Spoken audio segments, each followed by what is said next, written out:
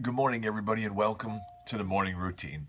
It is Wednesday morning, November the 1st, 2017, episode number 208, and I'm thrilled that we're in November. One of my favorite holidays of the entire year is now within sight. Thanksgiving is quickly approaching, and I cannot wait. Now, for you parents who were out trick-or-treating last night with your kids, and as they gathered, 3 gallons, 4 gallons worth of candy, and of course you did your parenting duty of helping them dispose of chocolates by eating it in a ferocious manner, right now I'm sure you're not thinking about a large meal for Thanksgiving. But I don't have little kids anymore, so we don't trick-or-treat. So I am starving for Thanksgiving. So I cannot wait. I'm thrilled that we are in the month of November. October came and gone, didn't it? It was like so quick, in and out.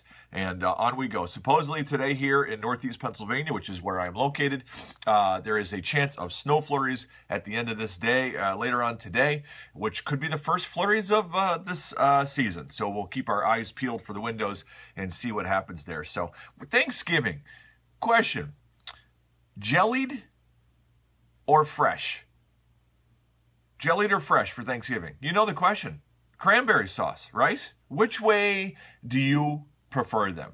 I almost feel like the jellied and the fresh cranberries are split amongst the same people who choose Hellmann's over Miracle Whip. I think they're the same type people.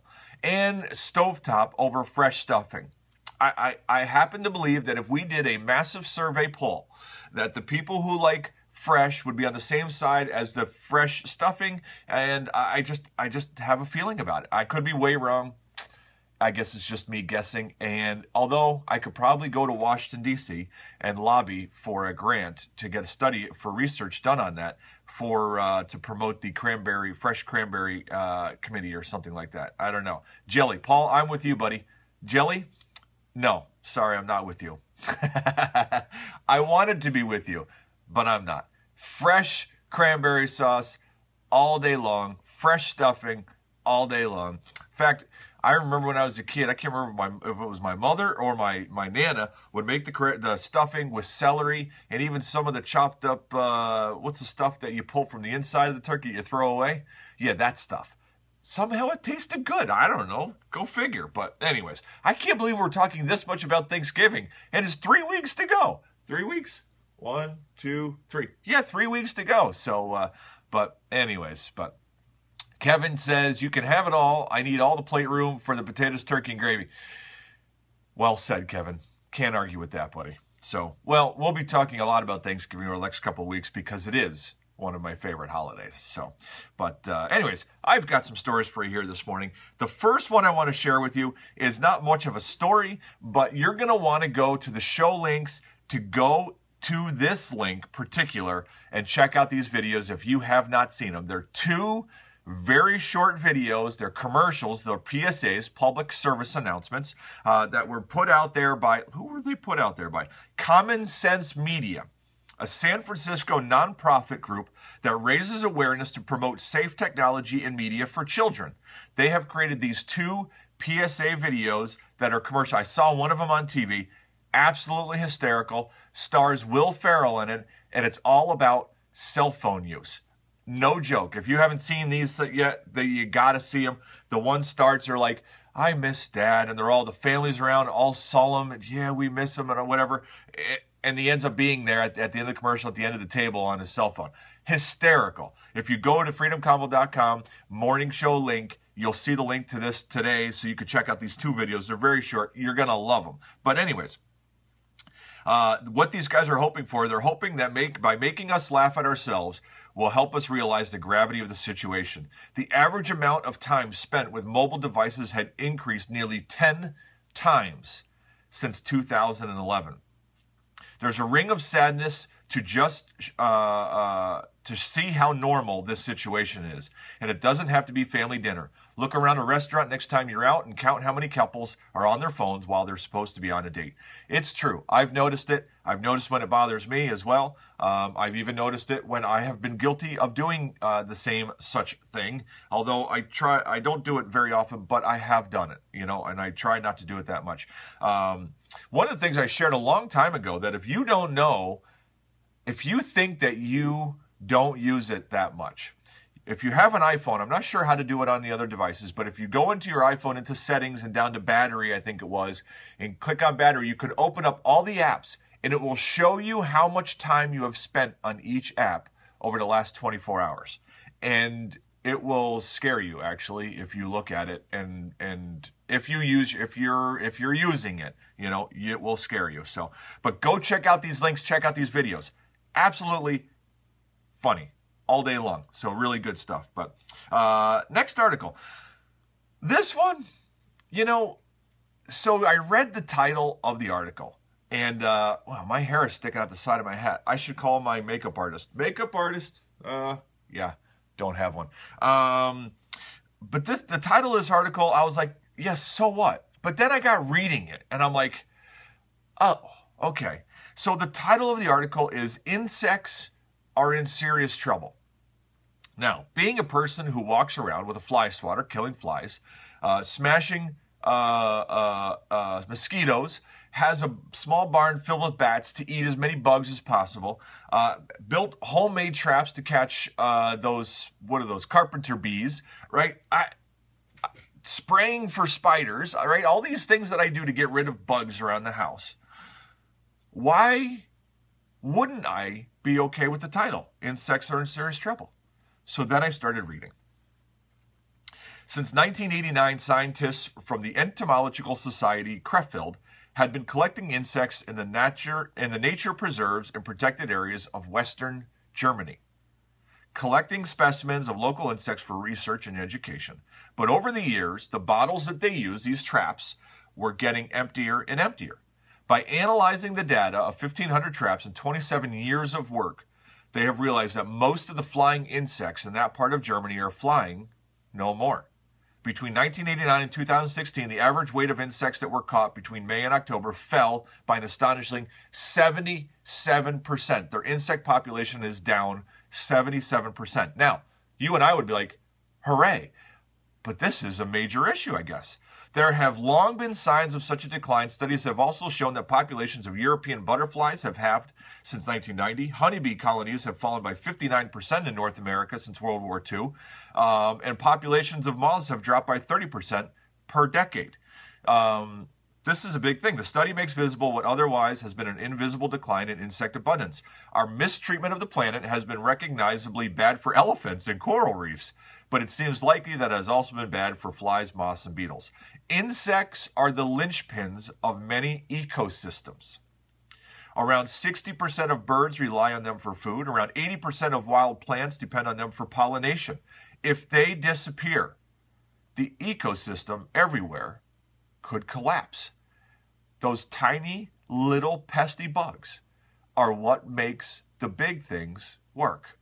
Incredible. It's the little things that matter. Ever heard that before? Crazy. What's behind the insect downfall? Pollutants and pesticides are likely to be the problem. And this person that they were from the study group, we should use anything we have to enhance insect populations, like adding flower-rich areas. So they want me to get rid of all my bats and my traps and plant flowers to bring more bugs in. I'm sorry, that's just not going to happen. We don't want people to get depressed. Ecosystems are very resilient. They're still functioning quite well despite the loss. Have you ever thought that somebody would say the phrase, I don't want people to get depressed, over the idea that there's less mosquitoes than there used to be, right? But it makes sense when you look at the bigger picture of the whole ecosystem. So, interesting story. You know, everything is connected. So, last story I wanted to share with you is about what a great story. This man, his name is, I think it's Jose Andres. Or Andres, I think that's how you say his name. But this guy is part of the World Central Kitchen Organization. And when the storm hit Puerto Rico and wiped out everything down there, basically, he and his group went down there. He's a chef, went down there to start serving meals. Just listen to what he and his organization have been able to do.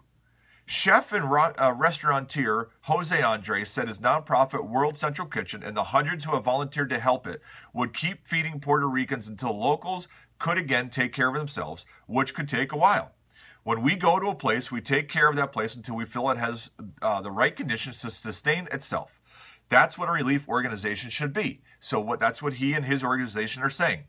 Andres landed in Puerto Rico on September 25th and immediately started working with Chef Jose Enrique, which was a local chef, and started serving food.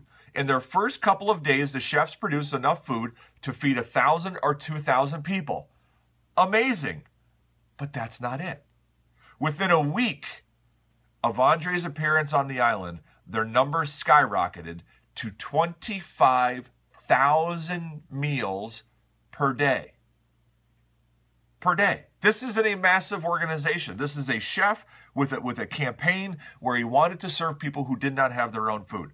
Nearly a month after Maria, Andres' World Central Kitchen and volunteers have reached a milestone in their Chefs for Puerto Rico campaign. As of Tuesday, this is actually last week, they had prepared and delivered 1 million hot meals to residents. As a point of comparison, the American Red Cross has delivered 150,000 MREs, those are the ready-to-eat meals, 302,000 meal boxes, and 1.4 million pounds of canned goods, rice, beans, crackers, fruit, vegetables, and other shelf-stable foods, blah, blah, blah, blah, blah. Estimating those supplies equated to 1.6 meals. So, the Red Cross has delivered basically 1.6 meals. This chef in the World Central Kitchen has delivered 1 million meals. More than 50% of what the entire Red Cross organization was able to do, he and volunteers did on their own. Isn't that amazing? The power of one is incredible. When you're passionate about getting something done, it invigorates people to follow, and you get big things done. It's amazing. FEMA has provided more than 14 million meals and 11 million liters of water down there. The World Central Kitchen has between 450 and 500 volunteers involved each and every day to make this happen. Financial donors and food donors, large and small, have contributed millions of dollars to World Central Kitchen to make this happen, including Goya Foods, which loaned one of their helicopters to make some deliveries. Homeland Security of our country has assisted them as well in food distribution, so they have gotten help from other people, but they have been the driving force behind the whole thing. Absolutely incredible. I love stories like that. It just makes me think of what you and I can do when we put our minds together and do something. And just feel passionate about it, and people want to follow you. That's just awesome. So, but those are the stories for today, guys. Let's move on. Let's see what's trending. The top 10 most searched things yesterday on Google. Number 1, New York. There was a attack in New York. A guy went up there with a truck and drove through a crowd of people and was shooting and things, and that's trending number 1 on the most searched things, which is not a happy story. Number 2, Wendy Williams, who was a TV host, fainted on TV yesterday, so she's trending on number 2. Number 3, Jay Ajayi. He's a Dolphin football player. Don't know why he's trending. Number 4, Jeremy Piven. Number 5, Trick or Treat. Trick or Treat. Number 6, Kelvin Benjamin, also a football player. Number 7, Hocus Pocus, that's a movie. Number 8, or a show, a TV show. Number 8, Harley Quinn. Number 9, Chipotle. Chipotle is ranking. Look at that. Number 10 is the Champions League, which is soccer. So what a random grouping of things that were most searched yesterday on Google. You got football, you got hosts, you got all kinds of interesting stuff there. So let's go and check out some news, what's trending on there. Top of the list was the New York City attack that I just told you about. 8 were killed as a truck plowed into pedestrians in downtown New York City. This seems to be a common thing now where people are using vehicles as weapons, and I think it's a sad story on why people are doing that. I guess I just can't understand that idea, but and I don't know really what we can do about it, which is the crazy thing, you know. Next on the list, Best Buy. Best Buy gives up and drops the pricier iPhone X models. How do you like that? Next, we have Salt Lake City. Utah nurse arrested by police reaches $500,000 settlement. You saw that video about a month ago or so when they walked in and they arrested the nurse because she wouldn't do what they said, even though it was against the law. Well, she's got $500,000 for that traumatic event. So good for you, nurse. Next, college football playoffs. College football playoff rankings. Georgia, Alabama, Notre Dame, Clemson are in the top 4. My LSU boys, yep, not there. Then we have Manhattan, New York City. Again, another story. Suspect in New York attack had been working as an Uber driver. Then we have Tokyo, Japan. Japanese company gives non-smokers 6 extra holidays a year to compensate for cigarette. That is amazing. Listen to that again. Japanese company gives non-smokers 6 extra holiday days a year to compensate for no cigarette breaks and for probably better health too. You don't miss as many days. What a great, great idea. Fascinating. Next, Donald Trump Jr. Trump Jr. sends Halloween treat about socialism. Then we have Riverside Unified School District. Hostage situation at school ends in a police shooting. That's sad. Last story, Facebook. Facebook, Twitter, Google say they're committed to fighting Russian meddling. This is like the story of the year. 2017 is going to go down to the year of Russian meddling. It's like everywhere. So that's what's trending on the news today, guys. Let's move on over and let's get ourselves a passage of wisdom, something a little bit more timeless. This passage of wisdom, guys, is one verse. And I want you to think about this as I read it. Okay? And I don't want you to just blow right past it and go, oh yeah, that meant nothing. Okay? Let's read it. And then let's just think about this for 1 minute. Okay? So Mark chapter 8, verse 29, one verse. This is Jesus talking to his disciples, and he says, and he asks a question. Jesus says, but what about you? He asked. Who do you say I am? Peter answered, you are the Messiah. Now, that's a very basic verse. There doesn't seem to be much there. But I want to ask you a question today, and I'm going to be asking myself this question today. Who do you say he is? No, not just, yeah, I know who he is. He's God's son. Yeah, he's in the Bible, blah, blah. No. Who do you, in your innermost thoughts, in your heart, who do you say he is? And is it something, when you really drill down on it, is it something you want to change? You want to strengthen that? Or is it you are committed and you know exactly who he is, but maybe we drift from that, right? I hope you get where I'm going with that. But what about you, he asked. Who do you say I am? Peter answered, you are the Messiah. Who do you say Jesus is? For you, and even if somebody asked you, who do you say? Something for us to think about today, guys. Okay? Spend some time on it. I'm going to be thinking about this all day.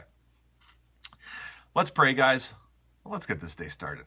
Father, good morning. Father, thank you for today, this Wednesday, November the 1st, 2017. The beginning of a brand new month. Father, thank you for the month of October. What a great month. What a great honor and privilege to be able to have that entire month to do the things that we wanted to do, or that you had called us to do, and we were able to accomplish and follow after you. We thank you for each and every day that you gave us in the month of October. The relationships we got to strengthen, the family time we got to have, the productivity and work and our forward progression, and even our hobbies and the things that we got to be part of and to move forward and excel in. Father, we ask for your guidance and your strength and your direction as we start November the 1st, a brand new month. Set our course straight. Help us depend on you and lean on you. And trust in you and follow after you and ask for your guidance each and every day of where should we go, what should we do today. Help us to be an encouragement to the people around us each and every day in the month of November. Father, my favorite holiday is coming up at the end of this month. There are going to be many people during this month who don't have anybody for the holidays. Father, maybe this is the month that we can have an impact and invite people into our homes or do something special and encourage other people that are around us. Holidays can be a tough time of year for a lot of people. Help us to be the encouragement and the love and the strength that they need to make it through holidays that aren't always the happiest time for them. Father, thank you for this question for us to think about today. Who do we think you are? Who do we think you are? Really, in our deepest of hearts, who do we think you are? Help us struggle with that question today and really dig down on that and to find out the reality of what we feel and just where we're at. Father, we thank you for your grace and your love. Be with us today and keep us safe. Amen. And that, my friends, is a magnificent wrap. Thank you for being here today in the morning routine. I hope that your Wednesday is spectacular. And until tomorrow morning, when we're back together again, don't you forget that today you get to be exactly who you were meant to be. I love you guys. Have a great day.